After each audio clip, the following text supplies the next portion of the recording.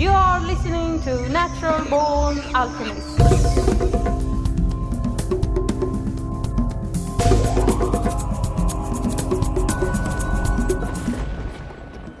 Welcome to episode number 118 of the Natural Born Alchemist podcast. My name is Alex and I'll be your host.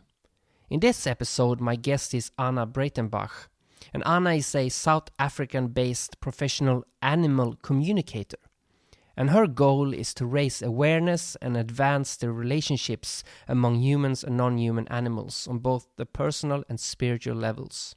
There is an excellent documentary called Animal Communicator, and it's about Anna's work, and I suggest you check that out. I have a personal animal communicator story, actually, that happened by coincidence, I guess you could say. I was in Gabon, in Africa, and where I was staying, there was this dog that was extremely sad, and it behaved like it was either in shame or scared or something like that. And I asked the guy who owned the dog what was wrong with it, and he said that it had lost a few puppies not long ago. They died at birth. And so one night when I bumped into this dog walking from the toilet to where I was staying, I stopped and gave it a hug and told it that everything would be fine, everything would be okay, and I, gave comfort to the dog.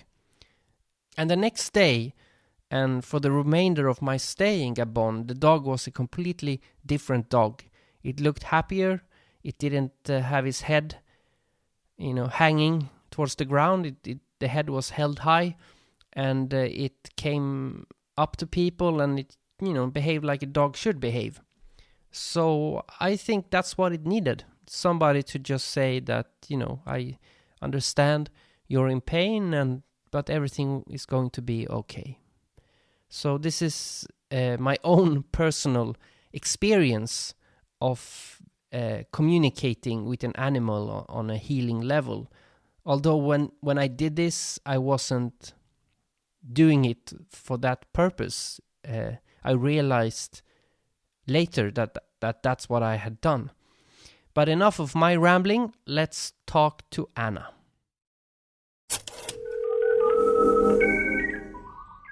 So thanks for being on the podcast. It's my pleasure.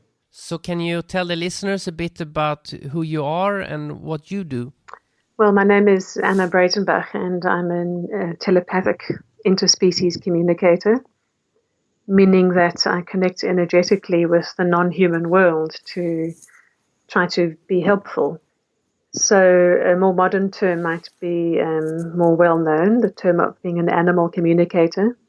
But this is not animal psychology. It's not about being a behaviorist.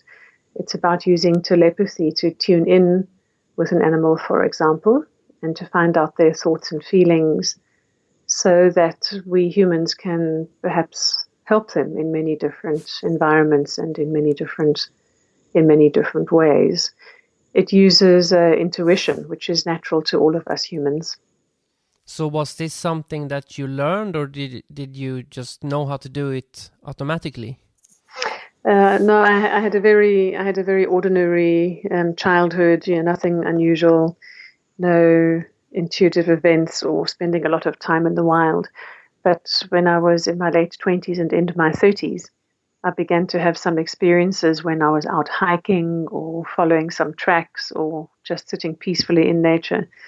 I started to have some feelings about the tree or the animal or the rabbit, and some information would come to my mind that later on would be proved to be true. So I realized that I was getting information in some way that was not through the normal five senses. Then I researched this whole field to try to find out what was happening to me. I thought perhaps I'm hallucinating or have a mental illness. But when I did my research, I discovered this whole field of telepathic interspecies communication. At the time, I was living on the west coast of the US, and there are many teachers and courses and workshops. So I chose an institute to study through. To answer your question, it's not really about learning, because this is nothing new for us humans. All of our human ancestors, the first peoples, the indigenous peoples in any continent around the world, they used to be communicating every day in these ways with their natural surroundings, with the plants and the animals. And so now, as modern humans, really do still have these capabilities within the very design of our brain. It is in our own human brain's blueprint. But in modern life, we just don't pay attention to intuition anymore. So I wouldn't say we have to learn it. We actually just have to remember it. We have to make our minds quiet enough to come back to remembering what is very natural. And that it is those workshops and courses that I did and case studies with the Assisi International Animal Institute that helped me to, let's say, exercise this muscle of intuition again, even though it is there in all of us humans. We modern humans don't use it very often, so it can become weak. So how do you receive what the animal is feeling or saying? Is it images or a voice or just intuition? It can be a combination of all of those things, and we humans shouldn't try to force a way that we receive information, because the connection is really happening on a quantum physics level. So if I am in my heart or in my mind silently projecting a feeling or a question to an animal without using my voice, they are picking up on the energy of that question, and they would just be showing their truth or their response. The animal does not decide to send a mental image or to send a smell. Let's say I'm asking a deer in a field, what is your favorite food? The deer is not deciding to send me a mental image of the particular grey-green of the bush, nor is the deer deciding to send me the smell of that leaf. To the deer, their favorite food is just that reality of that bush. And on a quantum level, they are just expressing the kind of full package of that answer. How I, the human, will receive that will depend on the internal translation process that happens within my own being. Because on an unconscious quantum level, I am receiving the full package of that data from the deer. But the problem is that it is still unconscious. I am not mentally aware of it yet. I am not aware of the answer yet until that incoming unconscious energy data runs against the mental database of my stored, life experiences, mental images, vocabulary words, smells, all my senses, everything that is logged in my brain. And when that incoming unconscious data finds the closest match in my brain, the first one it finds will be the sort of mental information that comes to my mind. So it may be that it finds first a mental image of a certain shape and color of green, or it might be that the first match it finds in my brain is a smell that I've experienced in my life that is the same or similar. So information is perceived within myself, the human, in a number of different ways. Sometimes it's mental images. If it is a word, there is no voice associated with it. So it's not like hearing a voice inside my own head. Rather, the word just suddenly is as if it's floating in front of my mind's eye. So I may see the words grey-green bush. I may get a mental image of the exact shape of the leaves. Or I may get a smell in my own nose of the smell, or even the taste that deer is tasting. And all of those are valid ways to receive the information. So intuition is the process, and the internal translation gives us the specific. And sometimes the answer does not come in the form of one of those sensory, clues. Sometimes it is just a sudden knowing. You just suddenly know something that you didn't know the second before, without it having presented in a certain way. Does it work best with mammals, or does it work with all animals or insects, or even things that are not considered animals, like trees and flowers and things like that? Yeah, it really is interspecies communication. meaning that this interspecies flow and sharing of information is happening all the time out there in the wilds as well, between different species themselves, even with no human being involved in the dialogue.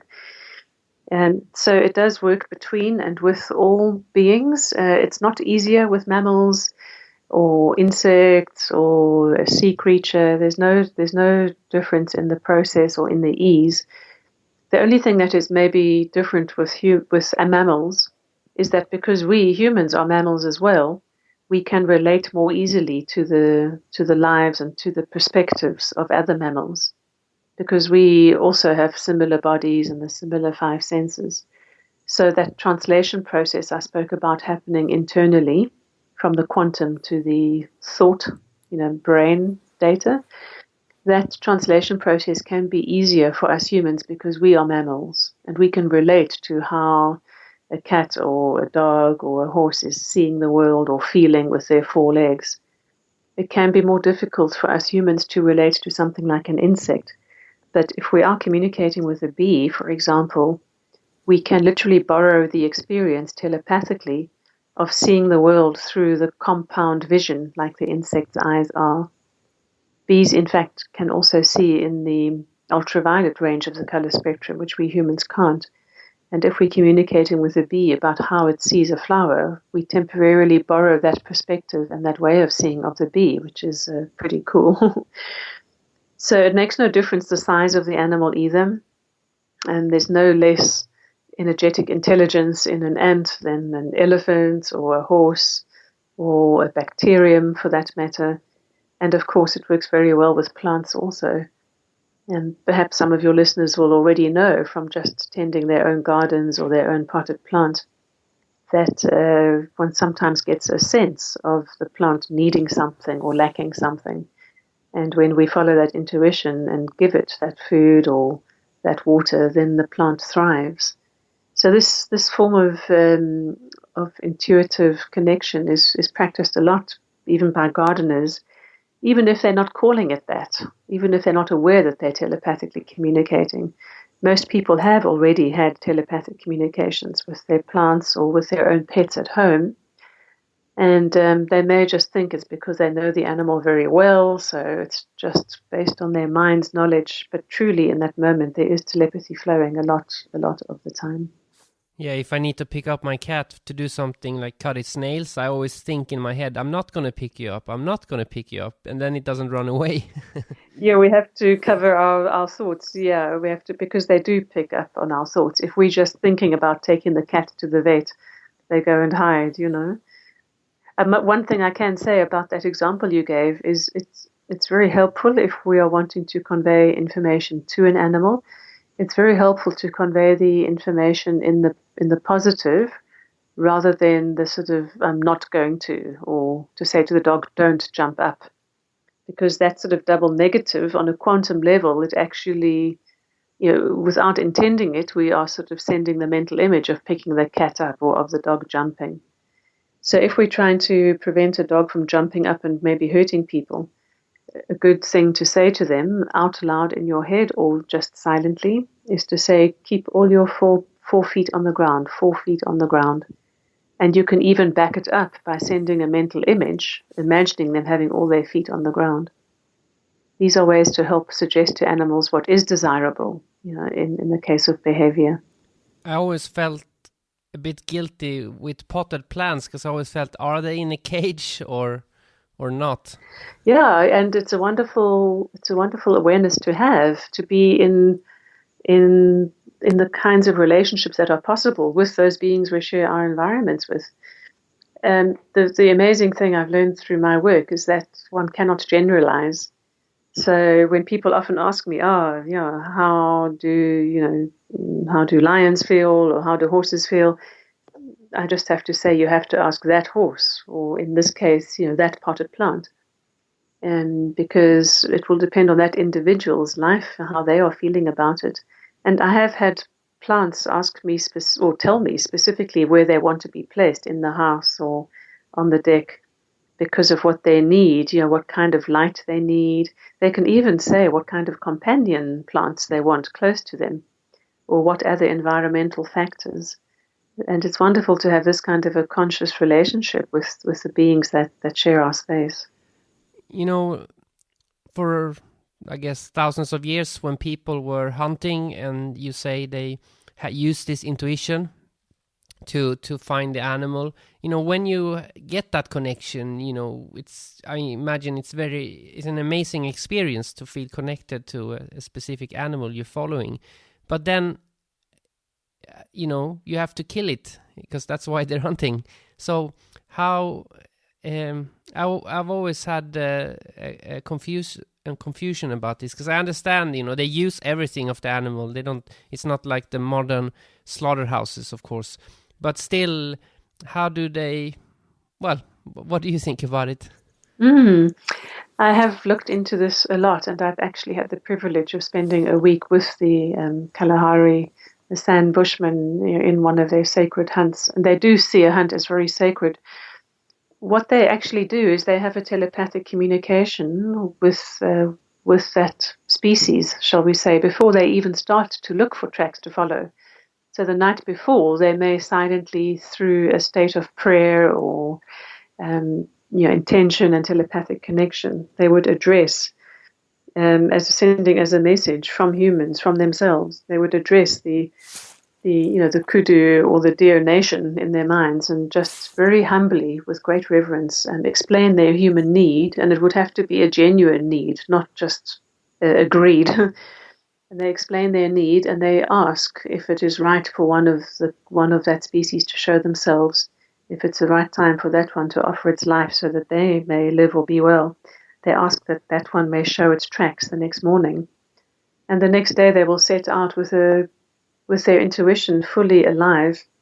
They may come across the tracks of 100 deer that morning, but they will just sense which one is the one that is appropriate to follow.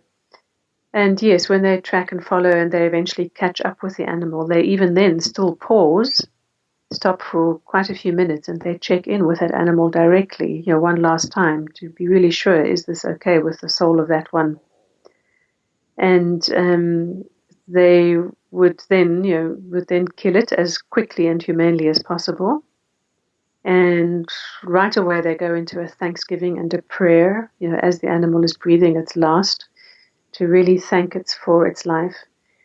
I've seen this happen in the bush, and I've also seen documentary footage of similar things happening between wolves and elk, where the wolves have spent the whole day hunting, following a herd of elk, and finally, with their strategy, they have managed to separate an elk calf from the main group, and the wolves have surrounded it. By now, the wolves are tired and hungry, and the alpha wolf will look into the eyes of the baby elk, and there's this silent exchange between them, and the elk's eyes are peaceful. And then the wolves turn around and walk away, leaving the elk unharmed, and the elk calmly walks back to its mother. So, and that's because in that what the Native Americans call the conversation of death, in that exchange, there was an understanding that it wasn't the right one or the right time. So there's some greater mystery unfolding. And when the humans are really in their intuition with the appropriate amount of reverence and respect, and not seeing themselves as superior to other life forms, then everyone is all the beings are acknowledging their part in the dance of life. And two more things to say about that is that the non-human animals really do not see death as an end of everything. Of course, survival instinct is very appropriate and relevant, and that is there, firmly in place. But when the time comes for them to die for whatever reasons, they very willingly make that transition. They do see dying as a transition and a change in the state of being, as opposed to an end to everything. And the second thing to add is that the hunter-gatherer peoples would follow exactly the same process with the same respect and have the same communication with any of the plants that they were going to go look for, any of the medicinal herbs or the nourishment from the vegetable and plant kingdoms. They would exactly offer the same requests and the same process, because they do not see plant life as being less important than animal life.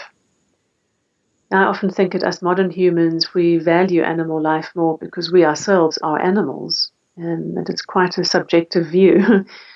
that the original peoples saw plant life as equally intelligent with as much right to live.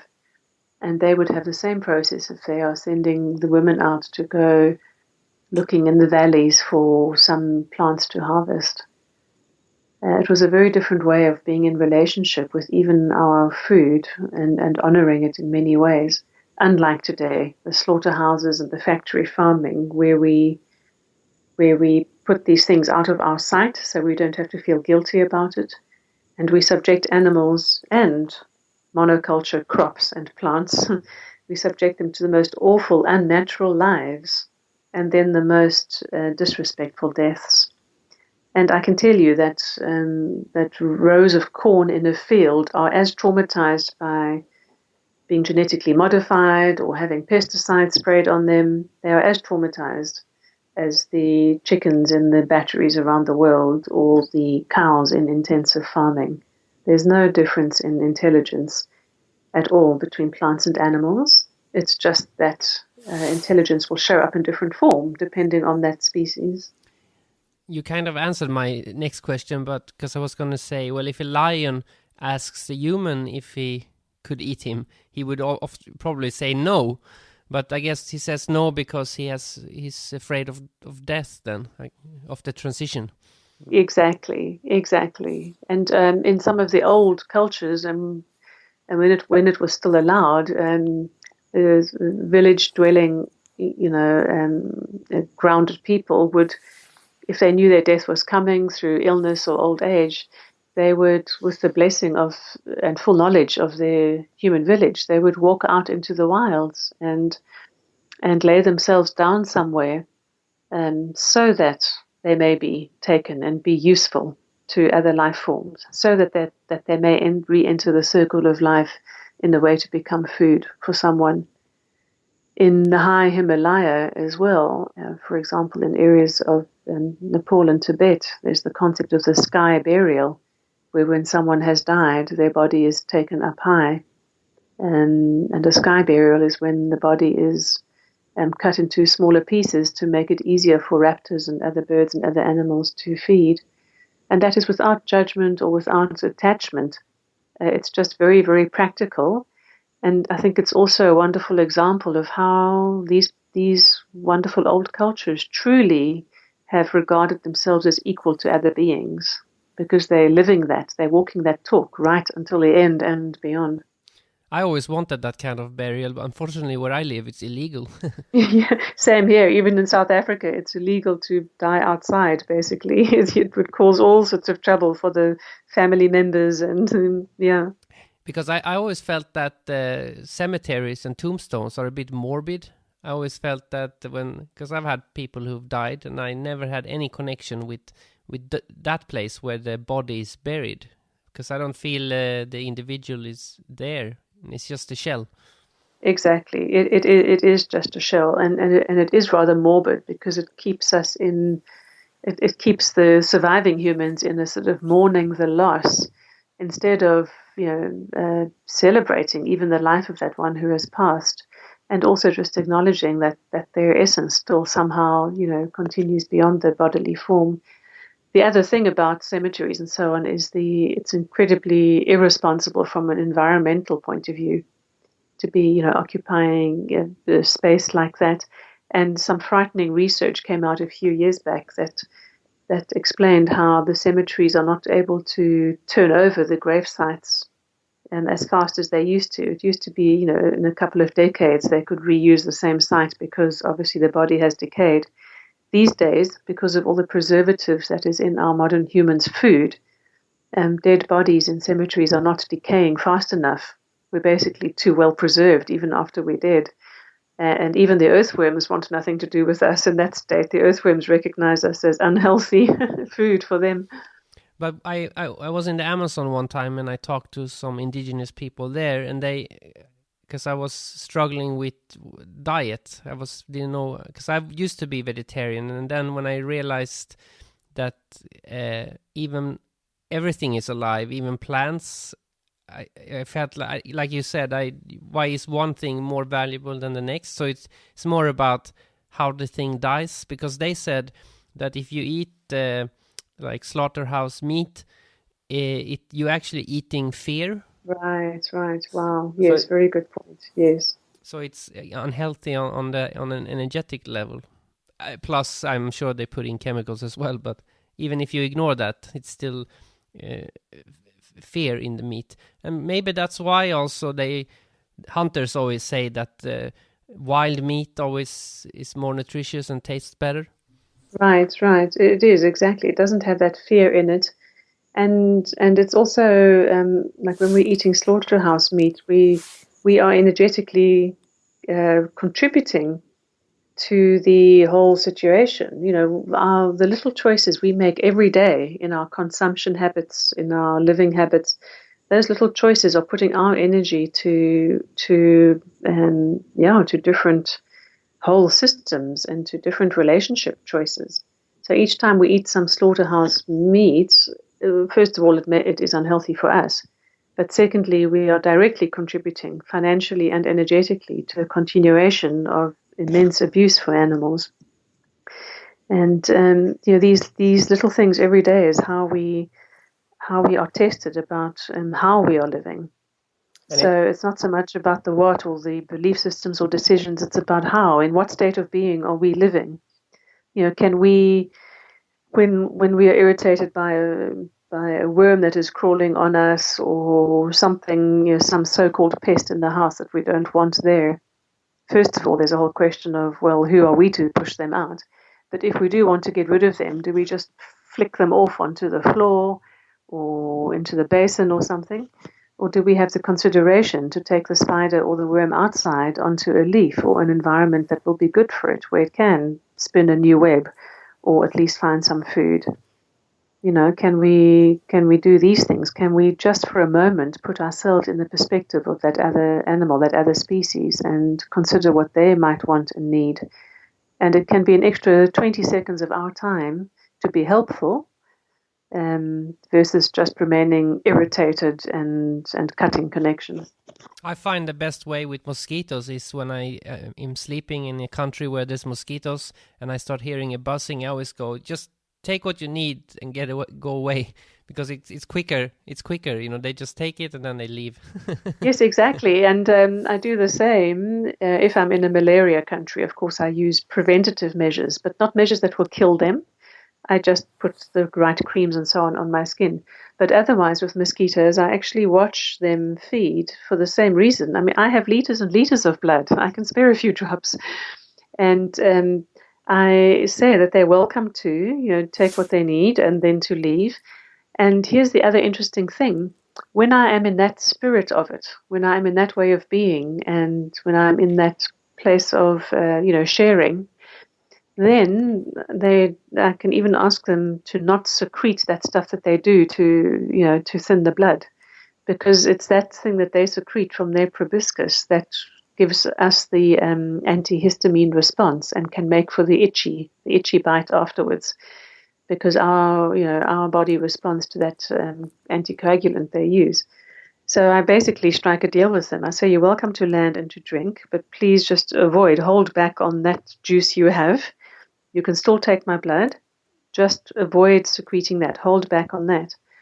And it's amazing. I can watch them for the minute or two that they're feeding until their abdomen swells with my blood. I watch them fly off, and I cannot even in that moment see where they were. There's not a prickle of blood, and the skin never becomes raised or bumpy or itchy at all. But if I am having an impatient day or feeling frustrated, if I slip into a different state of being with the mosquitoes, they do secrete that stuff, and I do get itchy for the days that follow. So I must say the natural world is a very good mirror to us humans on who and how we're being. Do you do a lot of work with like zoos, like that have problems with their animals, and you go there to, or do you only work with places that are like conservation zoos? Right. I really only work with more the conservation zoos. I'd be very happy to go to the zoos where the animals are treated more badly, but you can imagine that I'm not exactly invited to those places.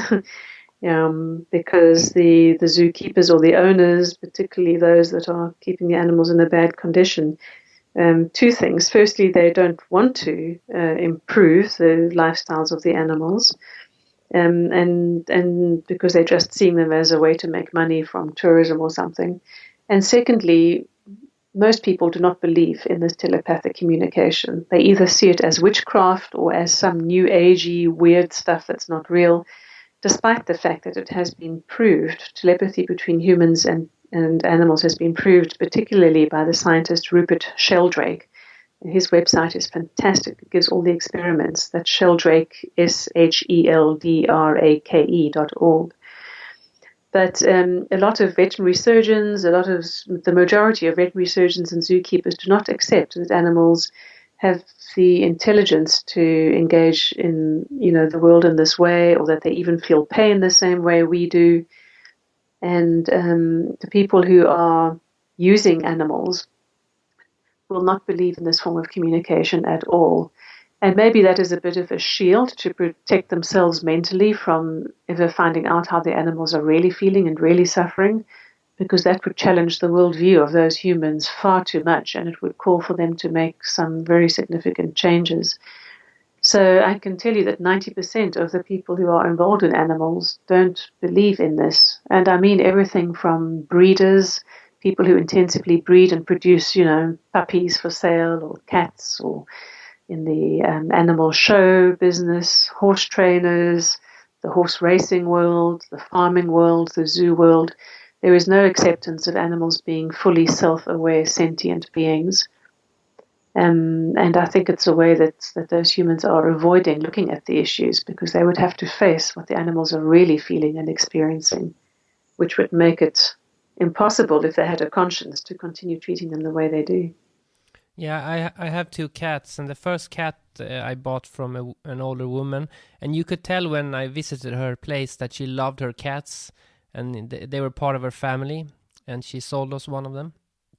And then we loved the cat so much that we wanted another one for it, a friend, when we were working. So we found another cat at another woman's place, and when I went there, when she gave me it felt like I bought a piece of thing. Like I did not get the same feeling, and that cat is also a bit more edgy than the other one, and so I don't regret getting the cat because it's my family now, but I regret supporting that woman. Right. I know it is a tough one, and that's the only way we can eventually help to make a change, is one by one, again, coming down to our choices here every day. I mean, that cat is very lucky. It's ended up with you, and it's helped you come to this awareness that you, through your podcasts and just normal conversations in daily life, can now help inform other people. So don't beat yourself up about it. It's all as it's meant to be. And indeed, there's so many shelter animals who are just waiting for a home, particularly the adult animals. Most people want to adopt only a cute young one. And I find that the shelter animals, the rescued animals, are so grateful for a second chance.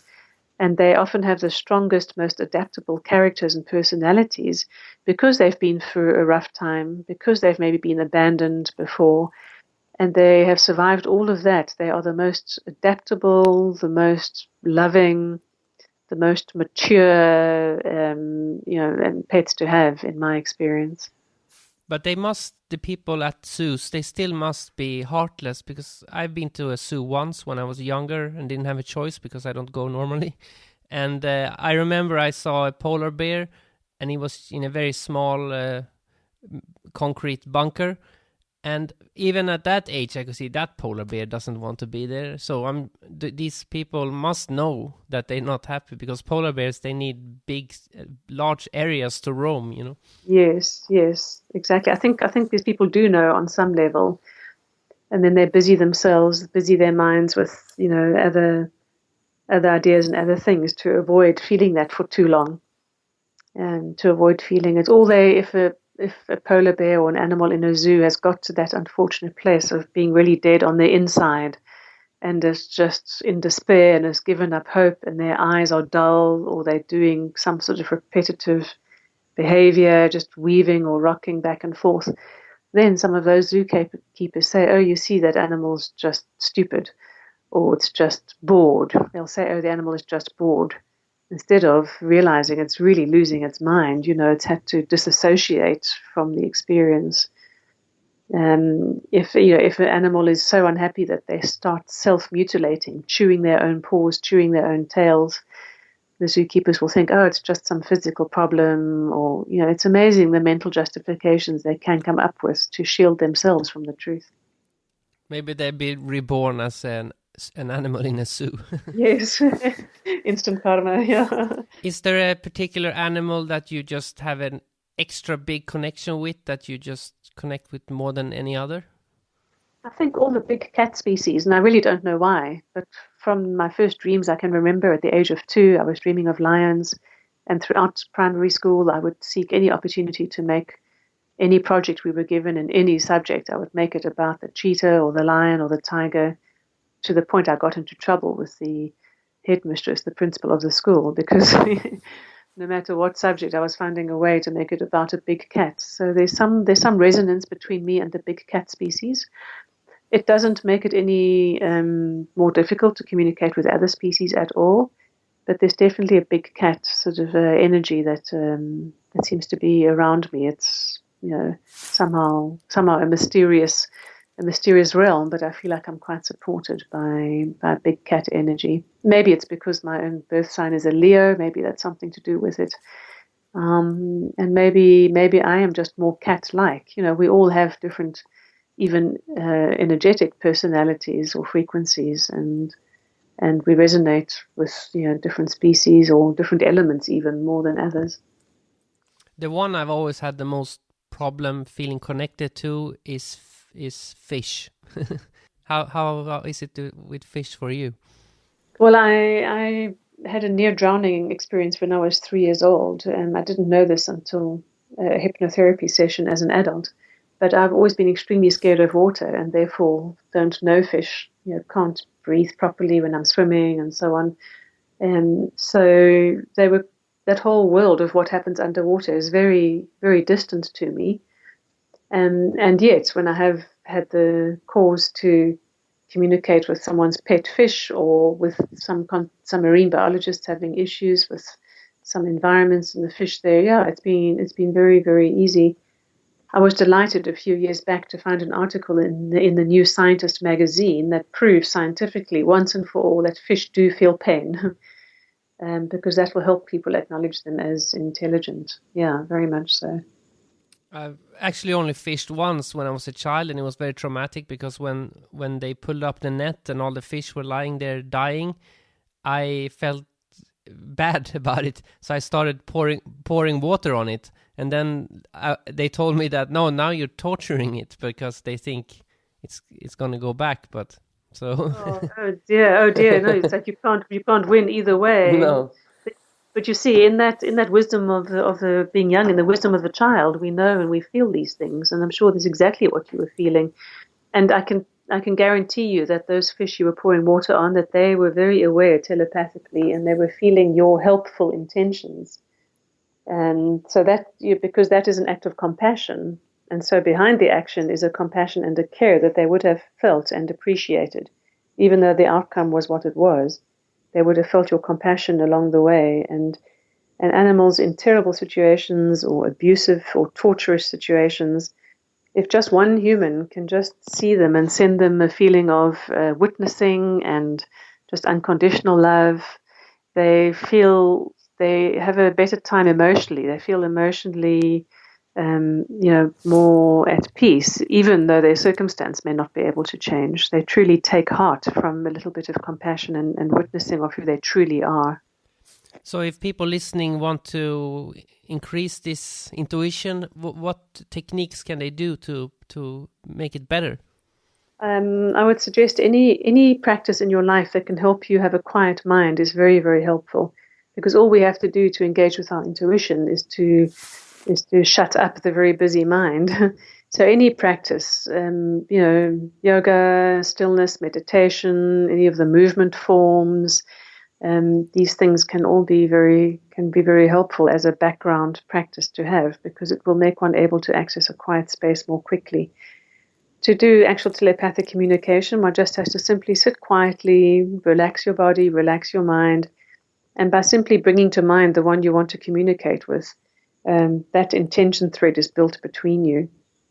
And it can be nice to start with just imagining some general open questions like show me who you are or show me what you need. If you are in the presence of that one, you can close your eyes so that you are not distracted by visual input from your surroundings that your mind will want to try to interpret.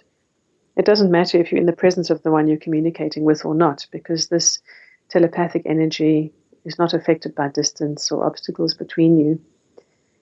There's a lovely wise elder in this field who is responsible for bringing interspecies telepathy back to the modern world. Her name is Penelope Smith, and her website is the best I've ever seen because of all the downloadable audios and interesting articles and teaching materials and journal submissions, and it's the most robust and wonderful website for anyone who's wanting to explore this journey. She's also written a few books, for everything from beginner to very advanced matters of animal soul purpose and so on. And her website is animaltalk.net. That's animaltalk, all one word, .net. And I can't recommend it highly enough. Use an internet search, use it wisely to find, somebody that resonates with you. My own website is animalspirit.org, O-R-G. And at animalspirit.org, I also have a link to Penelope and some other resources as well. It's totally available to every single human being, so I suggest just reading more about it and starting to practice and play with it at home. It's really that accessible in everyday life. And there's also a lot with you on YouTube, but if you Google your name. Yes, the documentary, The Animal Communicator, that was made has a few snippets up on YouTube. There's also an hour-and-a-half presentation I did explaining it all at Findhorn Foundation in Scotland. That is on YouTube as well. And within a couple of weeks, I'll be also launching more formally my YouTube channel, which is just simply Animal Spirit. And if anyone wants to subscribe to my newsletter, they should go to the animalspirit.org website, subscribe to the free monthly newsletter. There's no fees, and I also obviously keep everyone's information very private. I never sell it. And so when there are future events, whether that's an animal communication safari in these wild places in Africa that I take people, or whether it's the webinars that I offer from time to time, or the distance learning material I'm still busy developing and will be available at the end of this year, these are things that people can be notified about. Cool. Thank you a lot for taking the time to talk to me. Thank you so much. It's been wonderful to chat, and thank you for the great questions. I appreciate that you listen to this podcast.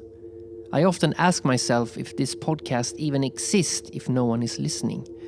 And as far as I know, people are. So thank you for doing that. If you want to support the podcast, go to patreon.com/naturalbornalchemist. A link can also be found on naturalbornalchemist.com. If you become a Patreon, you'll get access to new episodes before everyone else, as well as access to a bunch of other rants, recordings, deleted material, and behind the scenes. I call this place in the digital space the Round Table of the Divine Mystery. So please join us, patreon.com/naturalbornalchemist.